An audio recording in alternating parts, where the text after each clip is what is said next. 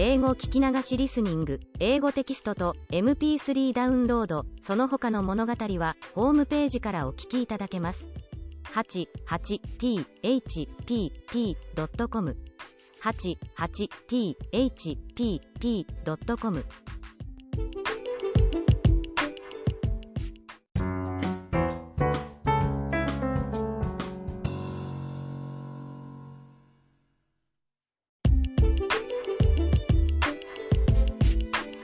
I ask you to keep what you are about to read and hear to yourself since it's regarding an illegal activity I was once engaged in.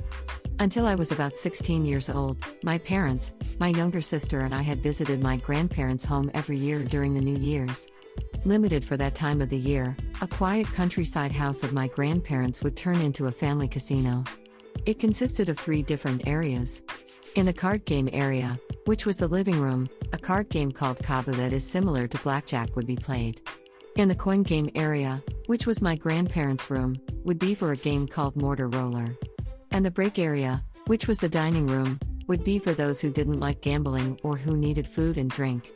It would be open for 24 hours but only the family members could play.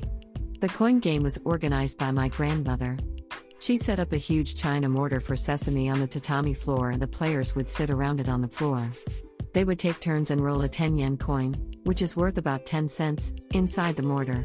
The coin rolled along the side of the round mortar, descending gradually toward the bottom. If it landed on other coins at the bottom, the player could get them. Although the game was simple, we would be absorbed in playing and our heads and eyes were rolling with a coin above the mortar. My cousin was good at it with her own devised technique to throw in a coin. I would also win snugly with my fixation on money. Beside the excited circle, my grandfather and my father, who were not interested in gambling, would talk over Japanese tea that my grandfather would make. My grandmother would start fretting after midnight and tell us to be quiet because she had believed that the military policemen could bust in with bayonets. We laughed at her anachronism while seeing her try to mute the mortar and still live the World War II era. She upgraded the mortar one year by putting a round piece of cardboard near the bottom. The mortar's floor was raised and became wider and flatter so that it was harder to make the coin lie on top of the other. More coins to take would be left at the bottom and the game got more exciting. Those were such fond memories, and I can still hear the sound of a rolling coin inside a mortar during New Year's. Later on, the joyful grandparents' house was burned down by my grandmother's carelessness with a candle. It's gone forever.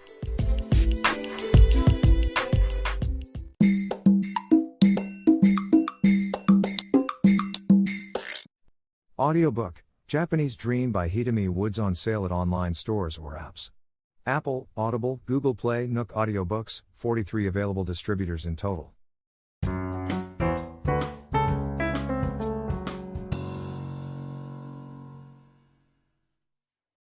It's about a strange sister I encountered back in my school days. Since I became the class clown at school, I was quite popular back then, not only among the students but also among the teachers.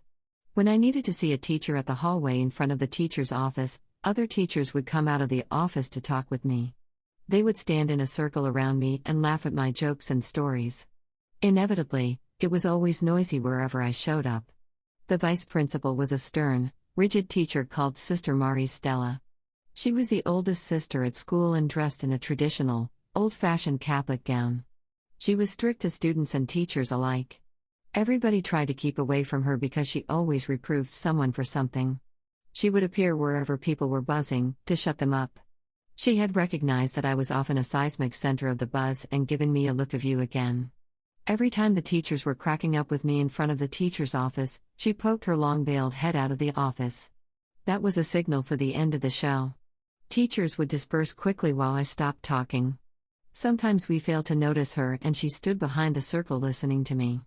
The moment someone spotted her, they would walk away. In those cases, she would ask me what I was talking about. I would apologize and leave. And one thought occurred to me. She didn't come out to reprove us. She might want to join us. Even after I realized that, I had no way to keep talking once other teachers ran away. As a result, we just kept leaving when she came up.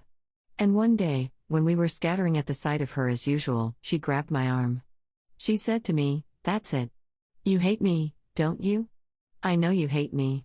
I know, because I hate you too.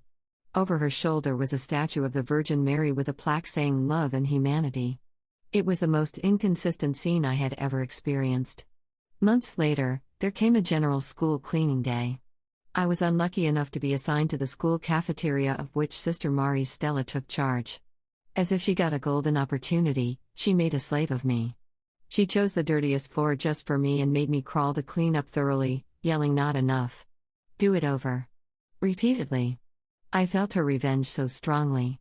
Given the hatred and now the revenge, I deepened the mystery of Catholic sisters.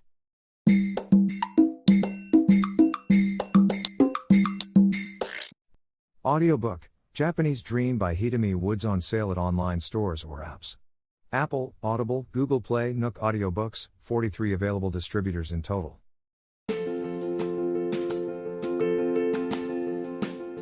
Audiobook, The Family in Kyoto, One Japanese Girl Got Freedom by Hitomi Woods on sale at online stores or apps.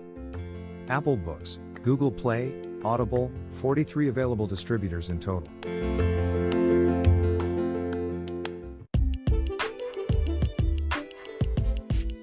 英語聞き流しリスニング、英語テキストと MP3 ダウンロード、その他の物語はホームページからお聞きいただけます。88thpp.com 88thpp.com